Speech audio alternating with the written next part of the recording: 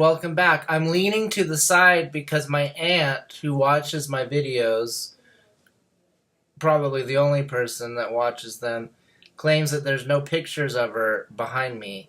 However, there's one smack dab in the center, and I just added a Christmas ornament next to it. But you couldn't see it because of my fat head.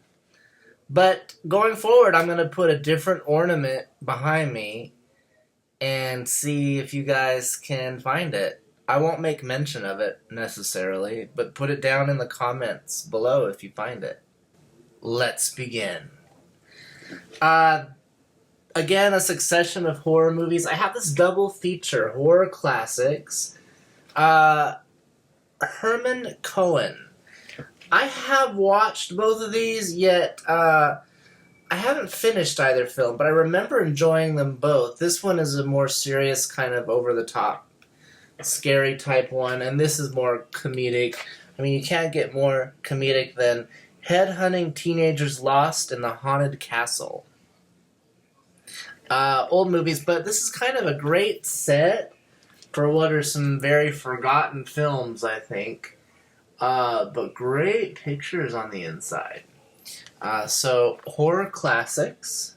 Next, continuing along with my Nightmare on Elm Street theme, I have part 2.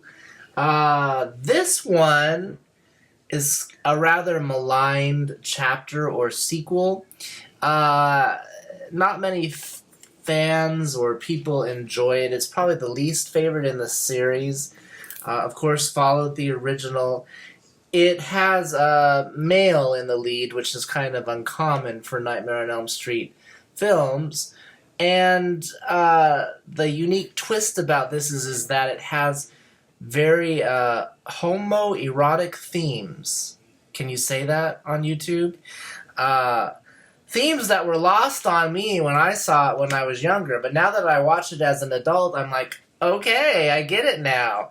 And cast and or crew present day are now commenting on this, and there's a lot of discussion about those themes presently.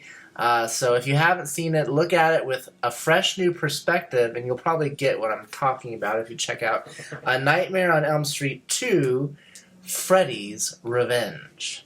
Keeping with the horror theme, we have Prom Nights.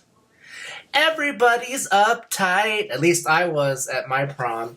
But those aren't the exact lyrics. But there's a song from this film that's simply titled Prom Night.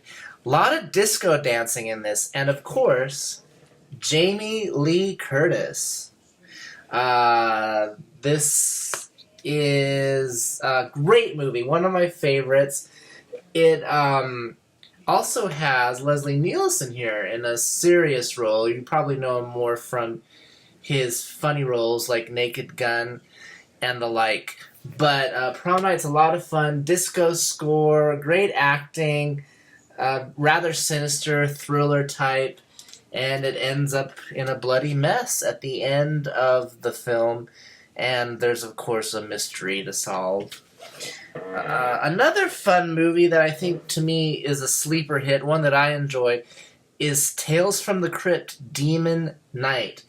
It has an actor that I tend to enjoy that you don't see much. Billy Zane plays a great role in this film.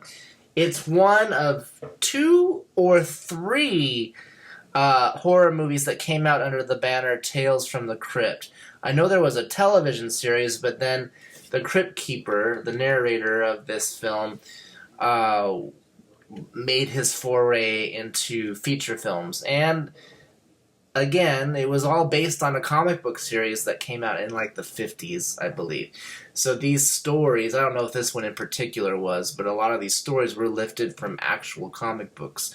At least in the television series that was on HBO. That's what memory is telling me. I might be wrong. But fun flick.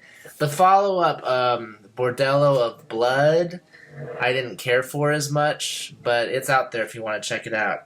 This one's real scary. No, Palm Springs Weekend is a lot of fun. Filmed from the... When was this made? 1963. It seems like a campy romp, but it actually takes a dark turn, as I recall. And so if you're into fun times with teens, such as Troy Donahue, Connie Stevens, Stephanie Powers, yikes, there's a lot going on here. Check out Palm Springs Weekend. Palm Springs.